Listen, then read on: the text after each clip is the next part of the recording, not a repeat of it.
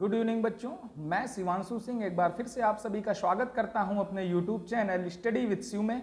और आप हमारे साथ अपनी पढ़ाई को आगे बढ़ा रहे थे, जिसमें आपने फेडरलिज्म पूरा चैप्टर कंप्लीट कर लिया था। आज हम फेडरलिज्म चैप्टर के एक्सरसाइज की बात करेंगे और फेडरलिज्म चैप्टर आपके एनसीईआरटी में देखेंगे कि आपने एनसीईआरटी में जो नोट्स बनाई थी वो एनसीईआरटी में कहाँ पर है। ठीक है, तो इसी पर हम आज डील करेंगे, बात करेंगे इसके सॉल्यूशन की पूरे, और बात करेंगे इस चैप्टर के बारे में कि कैसे फेडरलिज्म का चैप्टर आपने एज अ नोट्स के रूप में बनाया है।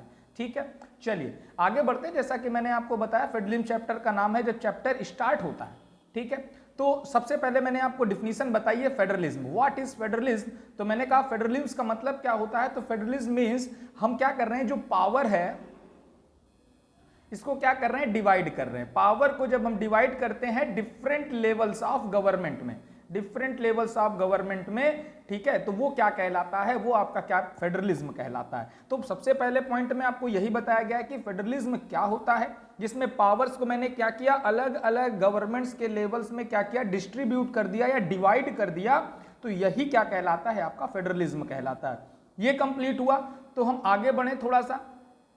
ये देखिए, ये थोड़ा सा इंपॉर्टेंट मैप है, इसको दिमाग में रखिए, कभी कभी मैपिंग में पूछ लिया जाता है। तो मैंने कहा यहां पर ये बताया जा रहा है कि जितनी भी रेड कलर्स हैं, जैसे कनाडा हो गया, यूनाइटेड स्टेट्स ऑफ अमेरिका हो गया, ब्राजील हो गया, अर्जेंटीना हो गया, साउथ अफ्रीका हो गया, आपका नाइजीरिया, यूथोपिया, इंडिया, ऑस्ट्रेलिया, रसिया, फिर आप ऑस्ट्रिया, बेल्जियम, स्विट्जरलैंड, स्पेन, इन सब देशों में आपकी क्या है, तो इन सब देशों में आपके कहीं ना कहीं फेडरलिज्म या फिर फेडरल गवर्नमेंट देखने को मिलती है। तो मैंने आपको एग्जांपल में बताया था दो तीन, पर यहां से आपको दो तीन और याद रखने हैं। जैसे आपको कनाडा याद रखना है, आपको यूनाइटेड स्टेट्स ऑफ अमेरिका याद रखना है। क्वेश्चन में क्या आ जाता है, क्वेश्चन में आ जाता है कि ये बताइए कि इंडिया के अलावा और तीन किसी कंट्रीज को आप अपने मैप में दिखाइए कि ये भी फेडरल कंट्रीज हैं। ठीक है, तो सिंपल सा आपको यहां से याद रखना है, रशिया आपको दिखेगा सबसे बड़ा, रशिया आपका फेडरल कंट्री है। उसके नीचे आपको ऑस्ट्रेलिया दिखेगा, बगल में आप इधर आएंगे अमेरिका में तो कनाडा और यूनाइटेड स्टेट्स ऑफ अमेरिका, इधर ब्राजील और इधर अर्जेंटीना। ये चार पांच नाम और दिमाग में आप अपने रख लीजिएगा कि ये भी आपकी फेडरल कंट्री है। तो आप आसानी से जब मैप में आएगा एग्जाम में तो आप आसानी से इसको शो कर पाएंगे। ठीक है, और आगे बढ़ते हैं। जब ये पार्ट कंप्लीट हुआ तो फिर हमने कहा फीचर्स ऑफ फेडरलिज्म। तो मैंने आपको बेसिकली 6 फीचर्स वहां पर बताए। फीचर्स ऑफ फेडरलिज्म की अगर बात करेंगे तो मैंने आपको जब नोट्स में बताया तो 6 अलग अलग फीचर्स बताए, एक बार फिर यहां पर भी बात कर लेते हैं। पहला फीचर्स है कि देयर आर 2 और मोर लेवल्स ऑफ द गवर्नमेंट। तो अगर कहीं पर भी फेडरलिज्म है तो वहां पर गवर्नमेंट के 2 या 2 से अधिक लेवल्स होंगे। जैसे भारत में है तो भारत में सेंट्रल गवर्नमेंट है, स्टेट गवर्नमेंट है और लोकल गवर्नमेंट है। उसके बाद अगर बात करेंगे different tyres of government govern the same citizen but each tyre has its own jurisdiction. Jurisdiction का मतलब होता है आपका क्षेत्र अधिकार, मतलब कहां कहां पर वो अपने लॉज, अपने नियम को लगा पाएंगे, ये होता है। मतलब अलग अलग लेवल है, जैसे यूनियन गवर्नमेंट अलग हो गई, स्टेट गवर्नमेंट अलग हो गई, और इन्हीं सभी गवर्नमेंट के अपने अपने ज्यूरिडिक्शंस होते हैं। उसके बाद और आगे बढ़े, तीसरे नंबर पर अगर बात करेंगे तो लिखा है the jurisdictions of the respective levels of tier government are specified in the constitution. और ये जो ज्यूरिडिक्शन है वो कहां पर है, तो ये ज्यूरिडिक्शन कहां पर है, तो ये ज्यूरिडिक्शंस मतलब किस किस क्षेत्र पर उनका अधिकार होगा, ये सब हमारे कॉन्स्टिट्यूशन में लिखे हुए हैं। तो ये 6 फीचर्स मैंने आपको बढ़िया सा मैपिंग करके बताई थी, तो वो दिमाग में रखिएगा आप नोट्स में। ठीक, थोड़ा और आगे बढ़ते हैं। फिर मैंने आपको 2 तरह की गवर्नमेंट बताया जो इस चैप्टर का सबसे इंपॉर्टेंट क्वेश्चन था, होल्डिंग टुगेदर फेडरेशन, और दूसरी थी आपकी कमिंग टुगेदर फेडरेशन। तो इन दोनों को भी आपको दिमाग में रखना है। ये लिखा है कि what makes India as a federal country, मतलब ऐसा क्या है जो इंडिया को एक फेडरल कंट्री बनाता है। तो मैंने कहा कि इंडिया को फेडरल कंट्री इसीलिए हम जानते हैं क्योंकि इंडिया में जो पावर्स है वो अलग अलग लेवल्स में डिवाइड हो रखी है। और पावर्स को कैसे डिवाइड किया गया है, तो 3 ठे लिस्ट बनाई गई है। देखिए, ये तीनों लिस्ट के बारे में मैंने आपको एक नोट्स में बताया है। पहली list union list.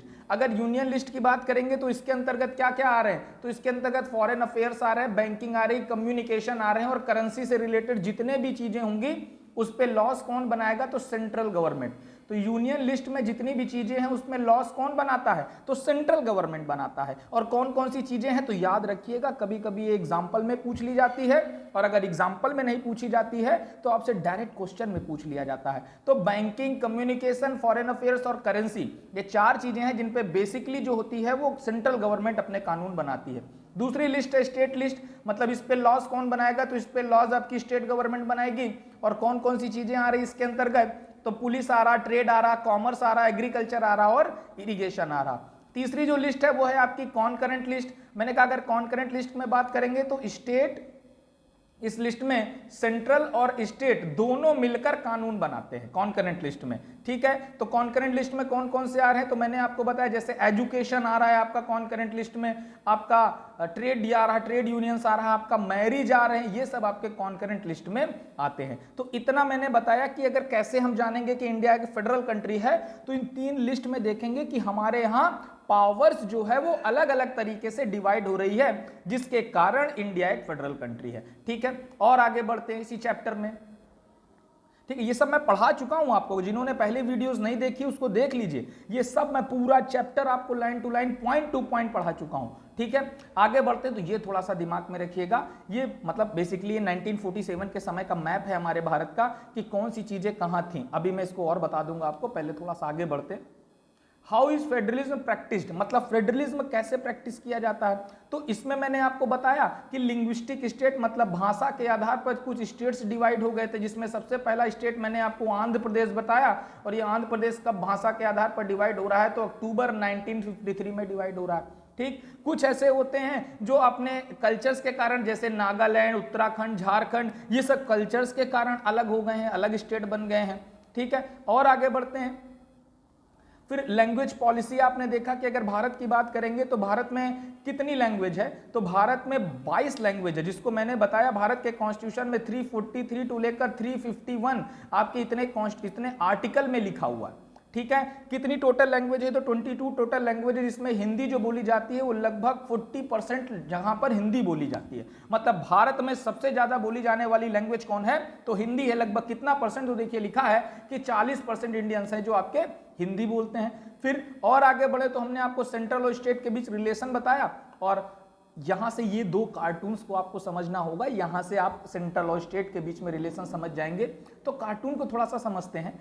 Powers of state, ये है सेंट्रल गवर्नमेंट, ठीक है, ये है आपकी सेंट्रल गवर्नमेंट। और ये देखिए हाथ में क्या लिए, जैसे खाना नहीं दिया जाता है तो उसी तरह हाथ में ये कह रहे हैं कि एक टोकरी में पावर पड़ी हुई है, और पावर को उठा उठा के केरल को दे रहे हैं, मद्रास को दे रहे हैं, उड़ीसा को दे रहे हैं, बंगाल को दे रहे हैं। तो ये क्या कर रहे हैं, पावर का डिस्ट्रीब्यूशन किसके द्वारा किया जा रहा है, तो सेंट्रल गवर्नमेंट के द्वारा अलग अलग स्टेट्स को किया जा रहा है। तो यही तो सेंट्रल और स्टेट का रिलेशनशिप हुआ, ठीक है। उसके बाद और दूसरा कार्टून अगर देखेंगे तो इसमें बात हो रही है कोलिशन गवर्नमेंट की। कोलिशन गवर्नमेंट को मैंने आपको बताया, ऐसी गवर्नमेंट जिसमें केवल एक नहीं, एक से अधिक पार्टियां मिलकर गवर्नमेंट बना रही हैं, तो वो आपकी कोलिशन गवर्नमेंट हो गई। तो ये भी मैंने आपको बताया, याद रखिएगा। उसके बाद और आगे बढ़े इसी चैप्टर में, तो अगर बात करेंगे तो ये देखिए, ये एक चार्ट आपका दिया हुआ है, यहां से आप देख सकते हैं कि मैंने कहा हिंदी कितने परसेंट बोली जाती है, तो लगभग 43.63% इंडिया में आपकी हिंदी लैंग्वेज बोली जाती है। टोटल कितनी लैंग्वेज है, तो मैंने कहा टोटल 22 लैंग्वेज कॉन्स्टिट्यूशन में भारत के बनी हुई है, ठीक है, लिखी हुई है। और ये कहां पर है, तो आपके 343 आर्टिकल से लेकर 351 आर्टिकल के बीच में लिखा हुआ है, ठीक है। तो ये भी दिमाग में आपको रखना है। और आगे बढ़े इस चैप्टर में, देखिए पूरा चैप्टर मैंने इसीलिए आपको पढ़ाया है। डिसेंट्रलाइजेशन, ये एक इंपॉर्टेंट टॉपिक होता है जो आया आपके चैप्टर में। डिसेंट्रलाइजेशन का मतलब ये है, क्या है कि मैंने सेंट्रल और स्टेट से पावर को लेकर किसको दे दिया, लोकल गवर्नमेंट को दे दिया। तो वही क्या कहलाता है, डिसेंट्रलाइजेशन कहलाता है। मतलब 2 टायर ऑफ गवर्नमेंट चल रही थी, 2 लेवल्स ऑफ गवर्नमेंट चल रहे थे, उनसे पावर लेकर हमने तीसरे लेवल को दे दी, लोकल गवर्नमेंट को दे दी। क्यों, क्योंकि हमें पता है कि लोकल गवर्नमेंट ही वहां के लोकल लोगों के बारे में ज्यादा अंडरस्टैंडिंग रखती है, ज्यादा जानकारियां रखती है, इसीलिए पावर्स को लोकल गवर्नमेंट को देना जरूरी है। और लोकल गवर्नमेंट की बात करेंगे तो मैंने कहा 2 टाइप की आपकी लोकल गवर्नमेंट होती है। एक होती है जो आपके अर्बन एरियाज में, अर्बन का मतलब आपके शहरी एरियाज में, जिसको म्युनिसिपल कॉरपोरेशन के नाम से जाना जाता है, और दूसरी होती है आपकी रूरल एरियाज में, और अगर रूरल एरियाज की बात करेंगे तो इसको पंचायती राज सिस्टम के नाम से जाना जाता है।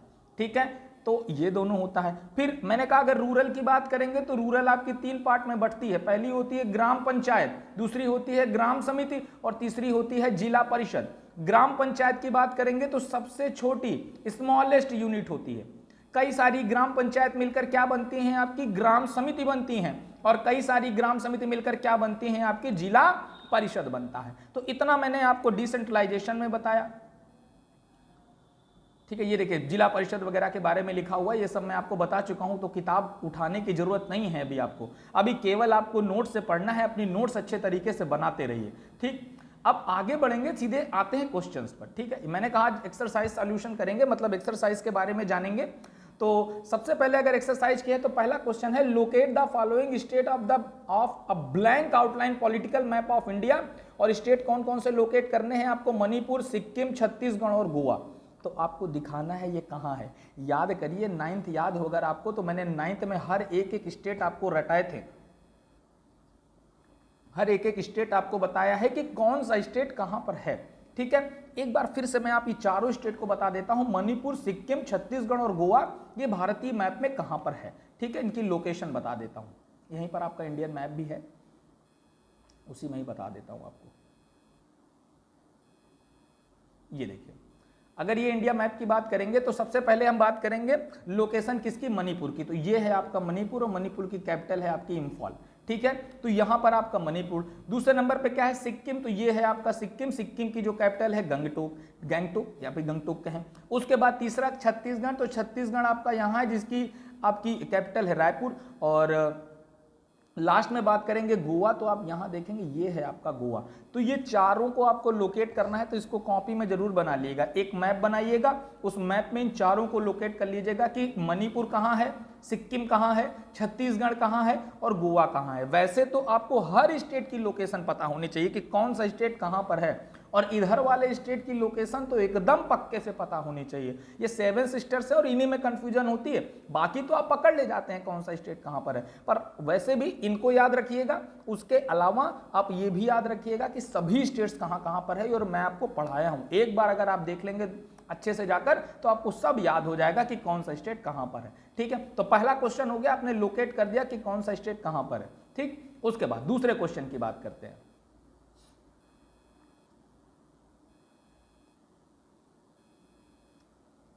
आपका जो दूसरा क्वेश्चन है वो कह रहा है identify and set 3 federal countries other than India. अब भी मैं जब शुरुआत में आप वीडियो देखिएगा तो एकदम शुरुआत में मैंने बताया कि इंडिया को छोड़कर बहुत सारी कंट्रियां और फेडरल कंट्री हैं। जैसे मैंने कहा सिंपल आपको याद रखना है, रशिया।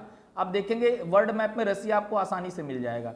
आप ऑस्ट्रेलिया देखेंगे, अलग एक कॉन्टिनेंट है, तो ये भी आपको आसानी से मिल जाएगा। आप और देखेंगे तो मैंने कहा कि आप अमेरिका की तरफ चले आएंगे तो अमेरिका में आप कनाडा देखेंगे तो ये भी आपको आसानी से मिल जाएगा। उसके बाद और भी देखेंगे तो आपको और आप अगर नॉर्थ अमेरिका की बात करेंगे तो यूनाइटेड स्टेट्स ऑफ अमेरिका उसके नीचे देखेंगे। उसके बाद अगर देखेंगे तो बेल्जियम देखेंगे। ठीक है, तो बहुत सारी ऐसी कंट्रीज हैं जो इंडिया के अलावा भी फेडरलिज्म को अपने देश में लागू कर रखा है या फेडरलिज्म को अपने देश में चलाती हैं। ठीक है, तो इनको लोकेट करना है वर्ल्ड मैप में, तो इसको दिमाग से रखिएगा, इसको कहां कहां कौन कंट्री है वर्ल्ड मैप में, ये भी ध्यान से रखिएगा। ठीक है, चलिए आगे बढ़ते हैं। जो नेक्स्ट क्वेश्चन है, point out one features in the practice of federalism in India that is similar to and one feature that is different from that Belgium।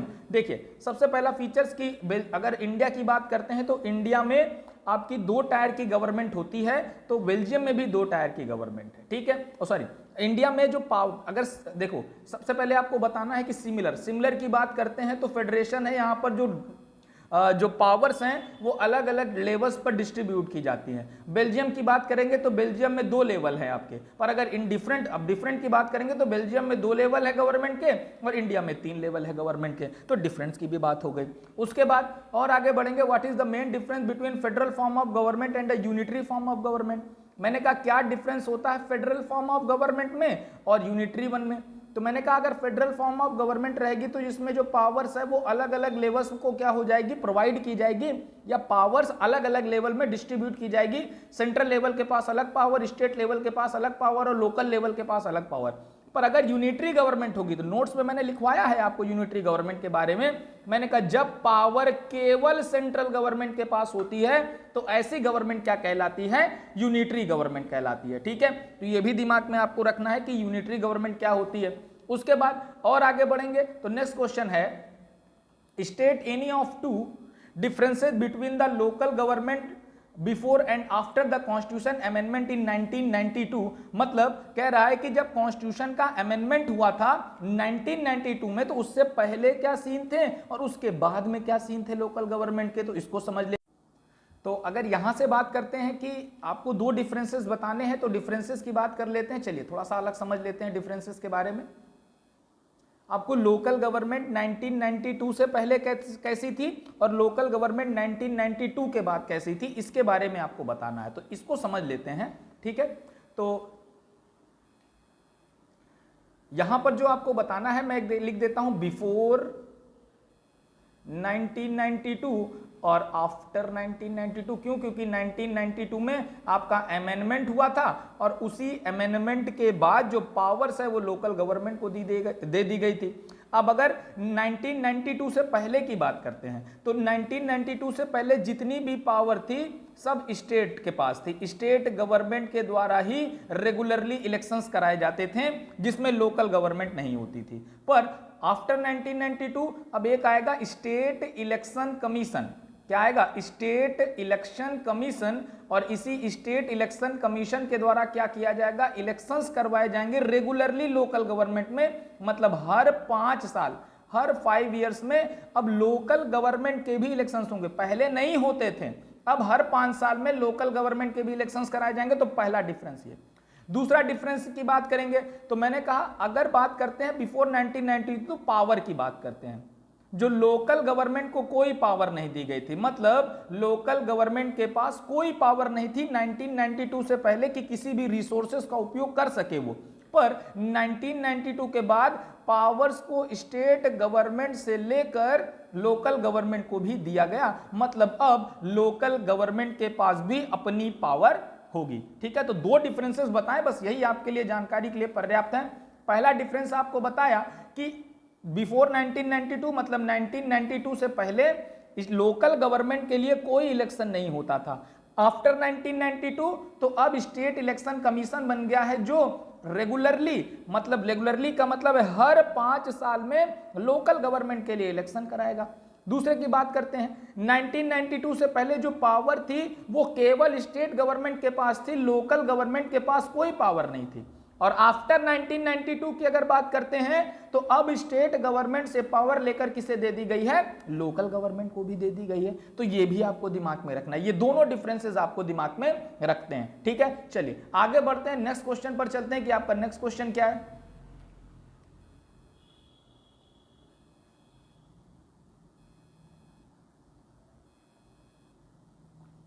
ठीक है, ये फिल इन द ब्लैंक्स है तो ऐसे क्वेश्चंस बहुत कम आते हैं तो इसके लिए अभी ज्यादा परेशान मत होइए। ये लिखा है the distinguish features of federal government is. आपको बताना है कौन सा फेडरल गवर्नमेंट का फीचर है। आप पढ़िएगा एक एक करके। National government gives some power to the provincial government. तो नेशनल गवर्नमेंट प्रोविंशियल गवर्नमेंट को कोई पावर देती है, तो ऐसा ना नेशनल गवर्नमेंट हमने पढ़ा कहीं, ना हमने प्रोविंशियल गवर्नमेंट के बारे में पढ़ा। Power is distributed among the legislature, executive and judiciary. क्या पावर को ये ऑर्गन्स के में बांट दिया जाएगा? नहीं, तो ये भी गलत है। पावर्स को लेवल्स में बांटा जाएगा। Elected official exercise supreme power in the government, नहीं। और government power is divided between different levels of government. तो भैया यही तो फेडरलिज्म की डिफिनीशन होती है कि गवर्नमेंट की जो पावर है वो डिवाइड कर दी जाएगी डिफरेंट लेवल्स ऑफ गवर्नमेंट में। ठीक है, तो ये आपका डी आंसर इसका सही होगा। ठीक, चलिए नेक्स्ट क्वेश्चन पे चलते हैं। अब ये क्वेश्चन बहुत इंपॉर्टेंट है और ऐसे क्वेश्चन आते हैं कि आपको बताना होता है कि कौन सा आपका किस लिस्ट से संबंधित है। और अभी मैंने थोड़ी देर पहले आपको बताया कि किसी देश में फेडरलिज्म है वो इसी तरह से बताएंगे कि पावर किसके किसके पास कौन कौन सी पावर है। ठीक है, अब मैं यहीं से आपको बताता हूं कौन किससे संबंधित है, इसको रट लीजिए, याद नहीं हो रहा है तो। मैंने कहा सबसे पहले डिफेंस। अब आप बताने से पहले अपने दिमाग में रख लीजिए, अगर आप वीडियो देख रहे हैं तो आप दिमाग में रखिए डिफेंस किसमें है, तो डिफेंस जाएगा आपका यूनियन लिस्ट में। पुलिस की बात करेंगे तो पुलिस जाएगा आपका स्टेट लिस्ट में। एग्रीकल्चर की बात करेंगे तो एग्रीकल्चर भी जाएगा आपका स्टेट लिस्ट में। एजुकेशन की बात करेंगे तो एजुकेशन जाएगा आपका कॉन्करेंट लिस्ट में, जिसमें पावर दोनों के पास है। बैंकिंग की बात करेंगे तो बैंकिंग आपका यूनियन लिस्ट में जाएगा। फॉरेस्ट की बात करेंगे तो फॉरेस्ट आपका स्टेट लिस्ट में जाएगा।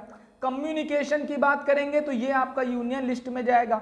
ट्रेड की बात करेंगे तो ये आपका स्टेट लिस्ट में जाएगा। और मैरिज की बात करेंगे तो ये आपका कॉन्करेंट लिस्ट में जाएगा। तो ये अलग अलग, डिफेंस किसमें, यूनियन लिस्ट में। बैंकिंग किसमें, यूनियन लिस्ट में। और क्या था, कम्युनिकेशन किसमें, तो आपका यूनियन लिस्ट में।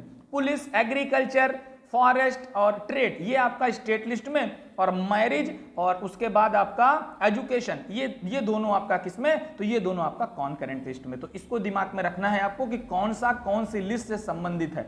ठीक है, चलिए आगे बढ़ते हैं। इसी में ये समझ में आ गया। देखो इसको तो आपको रटना ही पड़ेगा, मैंने नोट्स में पूरा आपको बताया है कि कैसे क्या आता है और कैसे क्या आपको जानना होता है इसमें। ठीक है, तो आगे बढ़ते हैं। नेक्स्ट जो क्वेश्चन है, ये तो सिंपल क्वेश्चन है, आप कर ले जाएंगे। कह रहा है कि examine the following pairs that given the levels of government in India and power of government at the level to make law on the subject mention against each which of the following pair is not correctly. कौन सा correct नहीं है, तो state government state list में, ठीक है भैया। Central government union list में, ठीक है भैया। Central and state government concurrent list में। और रेसिड्यूरी को भी कौन चलाएगा, आपका सेंट्रल गवर्नमेंट चलाएगा। तो यही आपका डी गलत है। ठीक है, उसके बाद और आगे बढ़ते हैं 11वें नंबर पे, क्वेश्चन नंबर पे। तो match list first and list second and correct answer using the codes given below. अब यूनियन ऑफ इंडिया, अगर आप यूनियन ऑफ इंडिया की बात करते हैं तो हम किसकी, सेंट्रल गवर्नमेंट की बात कर रहे हैं। और सेंट्रल गवर्नमेंट में कौन होता है, तो सेंट्रल गवर्नमेंट में कौन होता है, आपका प्राइम मिनिस्टर होता है। ठीक, सेंट्रल गवर्नमेंट में ही तो प्राइम मिनिस्टर है। मोदी जी कहाँ है, सेंट्रल गवर्नमेंट से संबंधित है। स्टेट की अगर बात करेंगे तो स्टेट में होता है आपका गवर्नर। ठीक है, तो फर्स्ट का ए हो गया, सेकंड का हो गया सी। उसके बाद म्युनिसिपल कॉर्पोरेशन, तो म्युनिसिपल कॉर्पोरेशन में कौन होगा, तो म्युनिसिपल कॉर्पोरेशन में आपका मेयर होगा। तो थर्ड का हो गया डी, थर्ड का हो गया डी। और फोर्थ की बात करेंगे ग्राम पंचायत, तो एक बचा है आपका बी। तो ए सी डी बी किसमें है, सी ऑप्शन, ए सी डी बी। तो आपका सी ऑप्शन सही है। तो ये भी दिमाग में आपको रखना है। ऐसे क्वेश्चंस आपके आते हैं, सीबीएसई में भी आते हैं और यूपी बोर्ड में भी आते हैं, इंग्लिश मीडियम। तो दोनों आपको दिमाग में रखने हैं। और आगे बढ़ते हैं, और क्या क्वेश्चन है इसमें। Consider the following two statements in federation the power of the federal and provincial government are clearly demarcated. नहीं भैया, मैंने प्रोविंशियल गवर्नमेंट के बारे में फेडरलिज्म में कहीं पढ़ा ही नहीं। India is a federation because the power of the union and state government are specified in the constitution. यही तो एक फीचर्स में पढ़ा था कि जो पावर्स है वो कहां पर लिखी होगी, तो पावर्स आपके कॉन्स्टिट्यूशन में लिखी है कि किसके पास कौन सी पावर होगी। तो ये एकदम सही है, बी सही है। ठीक है, तो अब जिसमें बी है पहले तो उसको कर लो। इसमें बी है, इसमें भी है, इसमें भी, इसका मतलब ये कभी नहीं हो सकता। अब आपके पास तीन ऑप्शन है। ठीक, उसके बाद सी, Sri Lanka is a federation because the country is divided into province, हो सकता है। ठीक है,